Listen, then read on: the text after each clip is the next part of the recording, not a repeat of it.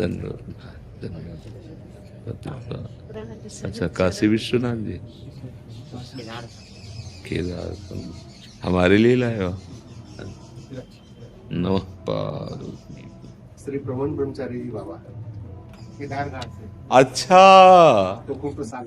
अच्छा, अब ध्यान आ गया, अब ध्यान आ गया, अब ध्यान आ गया। उस समय क्या था कि नवीन अवस्था थी आपकी ला, तो वो रूप देखा था। बड़ी कृपा करी, बड़ी कृपा करी। अब ध्यान आ गया। धन्यवाद। जिस समय हम घाटों पे रहते थे, उसी समय महाराज जी का भी मिलन हुआ था। जब विश्वनाथ जी आपके साथ जाते थे महाराज जी, दर्शन करके जब लौटते थे ना केदार घाट में, तो फिर महाराज जी के पास बैठे।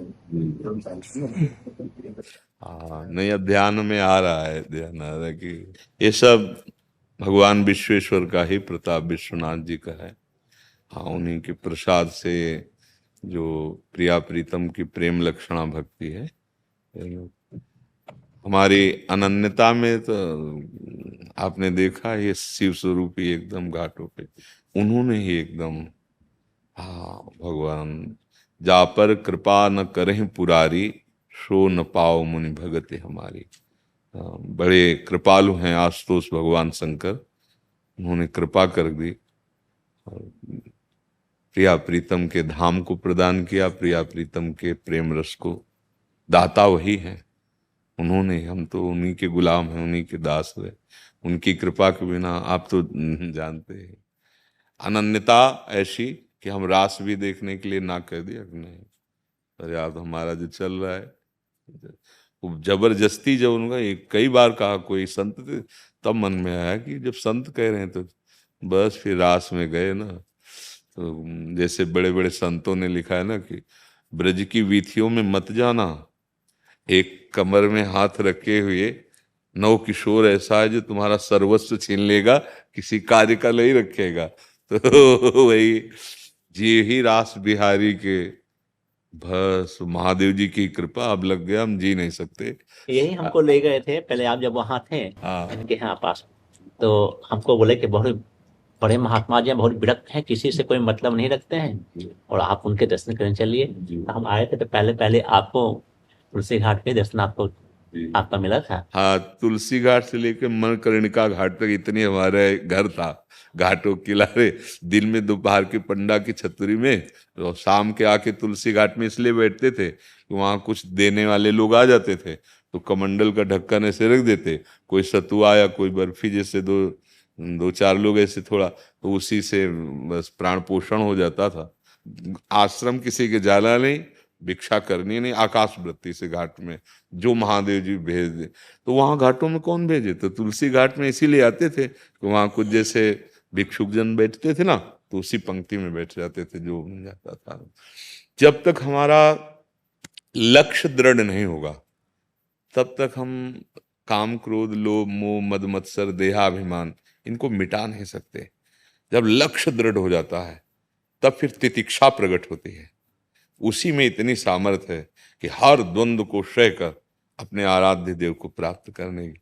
नहीं तो जहां मनोहर बाटिकाएं माया सामने पेश करती है, करो मनोरंजन थोड़ी देर, बहुत थक गए हो, फिर मनोरंजन हो। राम काज कीन्हे बिनु मोहि कहाँ विश्राम।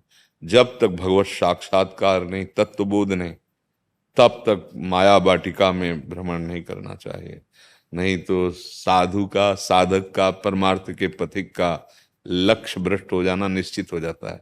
जहां मनोहर बाटिका माया सृजन की सामने कुछ न कुछ वासना तो रहती है ना, तो वो जो तरंग मात्र रहती है वो समुद्रवत हो जाती है, बहुत जल्दी फैल जाती है। तो इसीलिए इस उपासक को जब तक भगवत साक्षात्कार न हो जाए, मतलब चना भुन गया, अब उसमें अंकुरण होने का गुंजाइश नहीं रह गया, इस ऐसे नहीं। स्वात्मा रामम विषय मृग तृष्णाम भ्रमयति।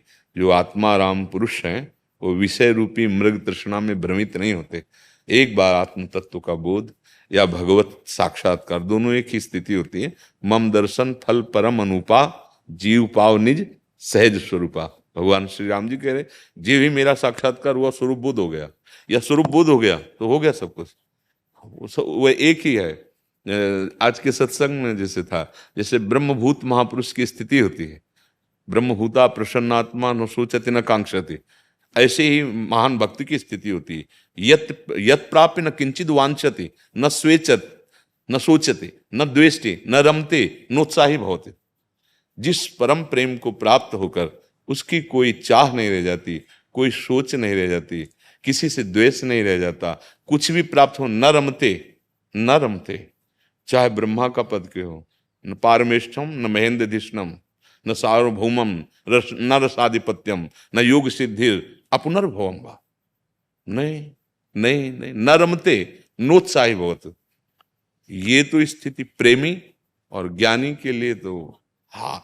अब अगर हम इन दो स्थितियों को नहीं प्राप्त किए तो फिर महाबली ये हैं काम क्रोध लोभ मोह मद मत्सर, और ये फौरन अपना जाल फेंकेंगे और हमारे दौड़ते हुए कदमों को फंसा के गिरा देंगे।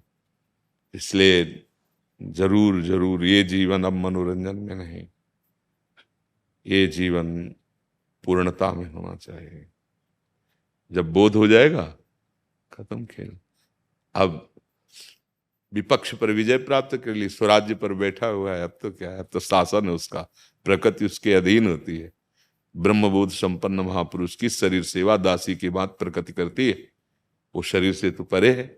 ऐसे ही प्रेमी होता है, पांचों भूले देह शुद्ध छठे भावना रास की, वो देह शुद्ध विस्मृत किए हुए प्रकृति माता की तरह उसका पोषण करती है व्यवहार का, और वो अपने स्वरूप में स्थित रहता है। भक्त का भी स्वरूप है, इसमें भावना का स्वरूप होता है।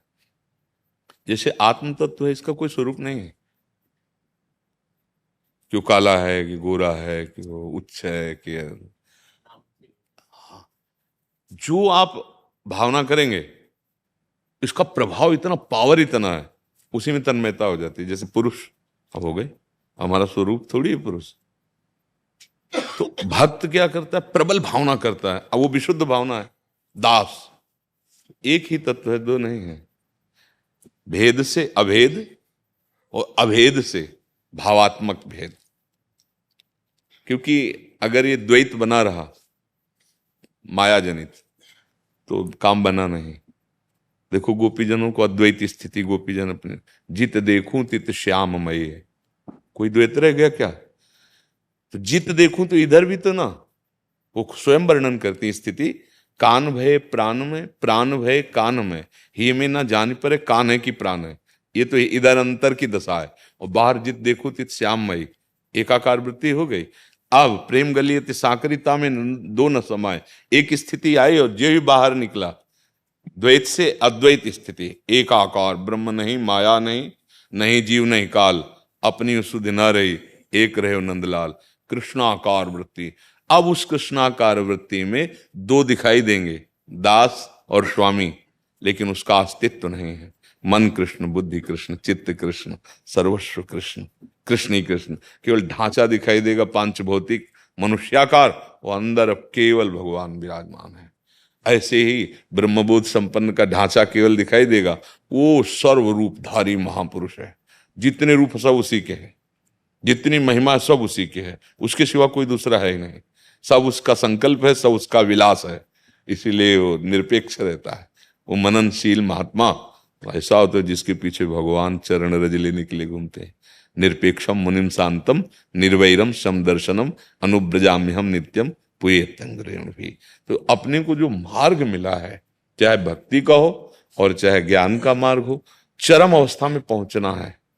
जब तक ऐसी ऊंचाई में दौड़ के चढ़ जाओ कि कोई भी आग की आंच भी ना आने पावे, कामाग्नि, क्रोधाग्नि, लोभाग्नि, ये अग्नियां हैं, इनकी हृदय में आंच भी ना आने पावे, वो द्वंद्व विमुक्ता सुख दुख संगई।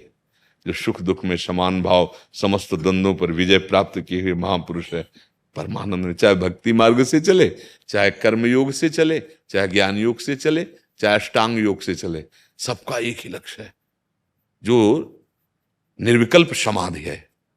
वो ईश्वर लीन अवस्था है। ईश्वर लीन अवस्था एक है संकल्पित समाधि, एक है निर्विकल्प समाधि, जिसमें संकल्प विकल्प की कोई गुंजाइश नहीं। वो परमात्मा स्वरूप योगी हो जाता है, ऐसे ज्ञानी ब्रह्म स्वरूप हो जाता है। और भगवत भजन के प्रभाव से तस्मित तज्जने भेदाभावात, प्रभु और प्रभु के जन में भेद का अभाव है, वो भगवत स्वरूप हो जाता है, वो प्रेम स्वरूप हो जाता है। जब तक इस ऊंचाई पर न पहुंच जाए तब तक कोई व्यवहार, कोई मित्रता, कोई पद, कोई योग्यता, ये सब अनर्थ का कारण बन जाएगी। कोई पद नहीं,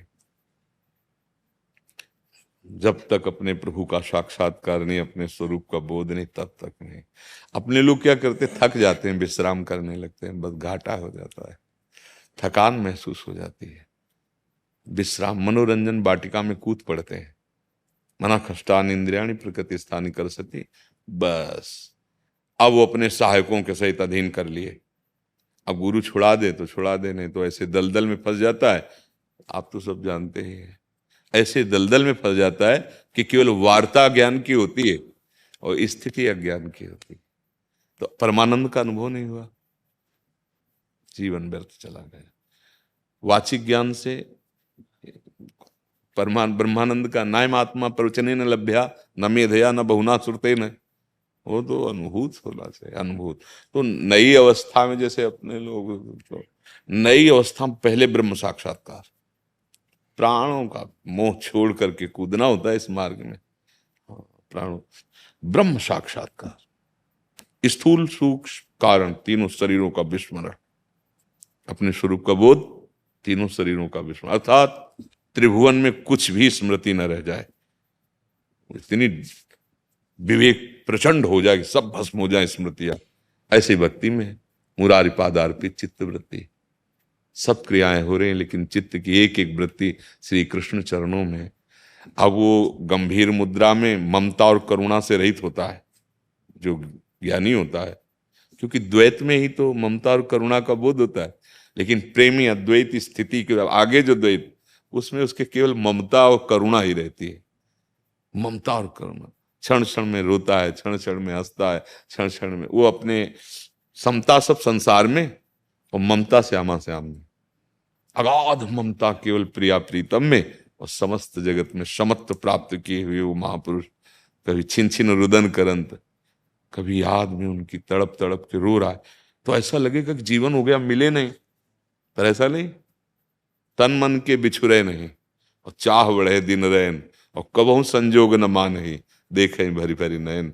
ये जो प्रेम मार्ग है ना, तन मन के बिछुरे, ना तन से दूरी और ना मन से दूरी, छिन छिन बिहरत संग, अपने आराध्य देव के साथ ही रहता है प्रेमी उपासक। तो उनके दर्शन से कभी गा रहा है, कभी नाच रहा है, कभी उनकी लीला देखकर हंसी आ रही, तो कभी अचानक भाव बदल गया और रोना शुरू हो गया, पूरा जीवन हो गया, हमें लगता है अब नहीं मिलेंगे क्या, और तन मन के बिछुरे नहीं। ये प्रेम, महाबली प्रेम का ऐसा प्रभाव कि विस्मृति में डाल दिया, कभी नहीं मिलेंगे, चिल्ला चिल्ला के रोना शुरू। अचानक फिर रूप माधुरी जागृते, कृतकृत्यता का अनुभव करते, समाधिस्थ है, शांत। फिर देखा वो मुस्कुरा रहे, गा रहा है, उनको रिझाने के लिए नाच रहा है। ऐसी जैसे अवधूत शिरोमणि ब्रह्म बोध संपन्न महापुरुष की स्थिति है। कभी फुटपाथ में भी पड़ा हुआ, कभी राजमहलों में पड़ा हुआ है, उसको इससे कोई शरीर कभी पूजा कर रहा है, कोई जो नहीं महिमा जानते। देखो सुखदेव जी जब पधारे ना परीक्षित जी के पास, तो कुछ कंकड़ पत्थर मारने वाले भी पीछे लगे हुए थे। जब उन्होंने देखा इतने बड़े बड़े महापुरुष इनका आदर करे तो जरूर कोई नहीं तो समझ में आ रहे थे पागल हैं, क्योंकि दिगंबर थे और अपनी ब्रह्मबोध अवस्था में डूबे हुए थे। तो नई अवस्था में जब भगवत मार्ग में कदम रखे तो सबसे पहला कार्य करे, इंद्रियों को निर्विषय कर दे, मन को निसंकल्प कर दे और तन को लौकिक क्रियाहीन कर दे। तभी तो फिर अपने स्वरूप में आने का रास्ता खुलता है। और एक बार अपने स्वरूप का बोध कर लिया, बस हो गए। हमें बहुत अच्छा लगा आपके दर्शन से, क्योंकि उस समय भी